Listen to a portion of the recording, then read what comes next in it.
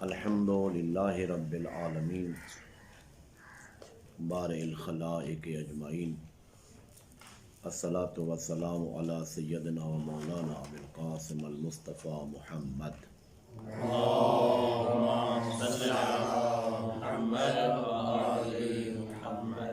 وآلہ طیبین الطاہرین المعصومین ولعنۃ الدائم علی اعدائہم اجمعین اما بعد بسم اللہ الرحمن الرحیم وما تلک بیمینک یا موسیٰ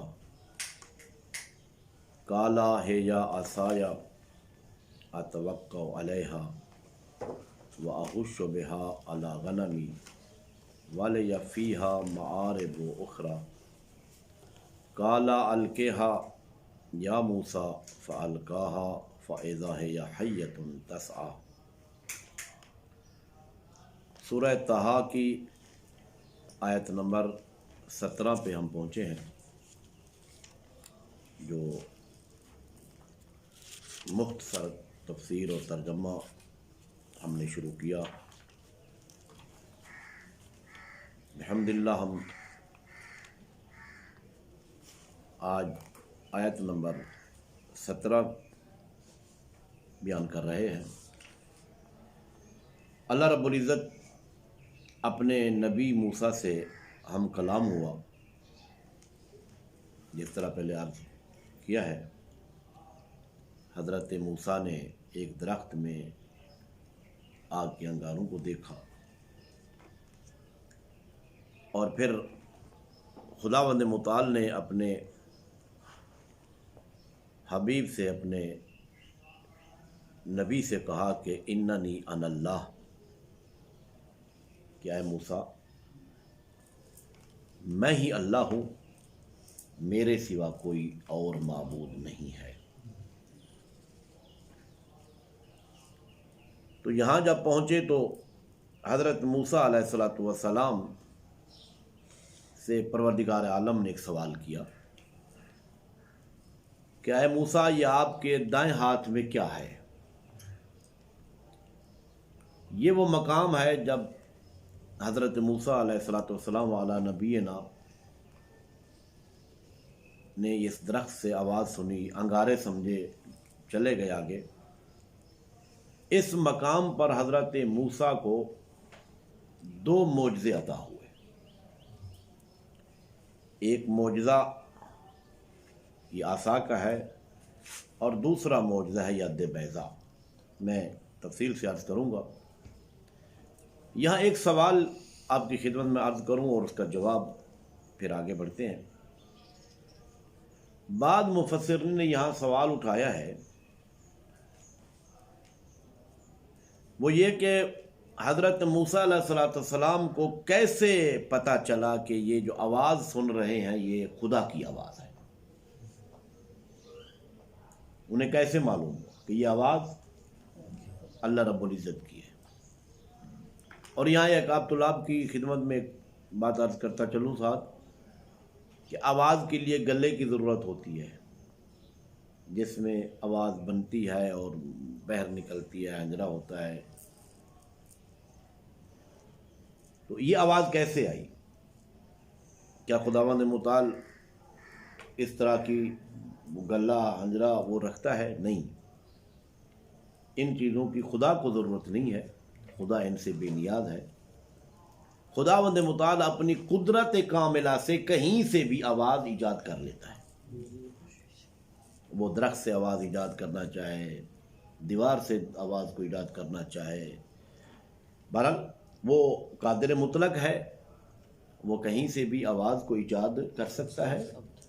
آواز کے لیے اللہ رب العزت کو ان چیزوں کی ضرورت نہیں ہے، وہ ان سے بے نیاز ہے۔ تو سوال یہ تھا کہ حضرت موسیٰ کیسے جان گئے کہ یہ آواز جو ہے وہ خدا کی آواز ہے، اللہ رب العزت کی آواز ہے؟ تو 2 جواب علماء نے، مفسرین نے یہاں دیے ہیں۔ پہلا جواب یہ ہے کہ اس حالت میں ایک قسم کا مکاشفہ باطنی اور اندرونی احساس ہے جو انسان کو یقین کامل تک پہنچا دیتا ہے۔ اور ہر قسم کا شک اور شبہ زائل کر دیتا ہے، اور یہ چیز تمام پیغمبروں کے لیے حاصل ہے۔ جس طرح کہ خواب دوسرے عام لوگوں کے خواب کی اور نوعیت ہوتی ہے، اور معصومین کے خواب کی اور کیفیت اور نوعیت ہوتی ہے، تو یہ اللہ رب العزت نے تمام انبیاء کے اندر یہ ایک صفت رکھی ہے، مکاشفہ باطنی، احساس اندرونی۔ انہیں پتہ چل جاتا ہے کہ یہ آواز جو آ رہی ہے یہ کس قسم کی آواز ہے۔ یہ پہلا جواب ہے۔ اور دوسرا جواب یہ ہے کہ ممکن ہے کہ وحی کا آغاز ابتدا سے ہی ایسے کام سے ہو جو پروردگار کی قدرت کے سوا کسی اور سے ممکن ہی نہ ہو۔ عام کسی فرد کے اختیار میں نہیں ہے کہ ایک درخت سے آواز نکال لے، ایک دیوار سے آواز کو پیدا کر لے۔ اصلاً عام انسان کے اختیار میں یہ چیز ہے ہی نہیں۔ اور معجزے کا آغاز بھی وہیں سے ہوتا ہے جو انسان کی قدرت سے بالاتر ہو۔ اصل معجزہ کہتے ہی اسے ہے، ماورائے طبیعت معجزہ ہوتا ہے، ٹھیک ہے، جو عام انسان کے اختیار میں یہ چیز نہیں ہوتی۔ تو لہذا یہ درخت سے آواز کا پیدا ہونا یہ ایک نئی چیز کا آغاز تھا، جو عام انسان اگر سنے تو متعجب ہو۔ یہ تو نبی تھے، اللہ نے انہیں صلاحیت دی تھی، عہدہ نبوت مل رہا تھا۔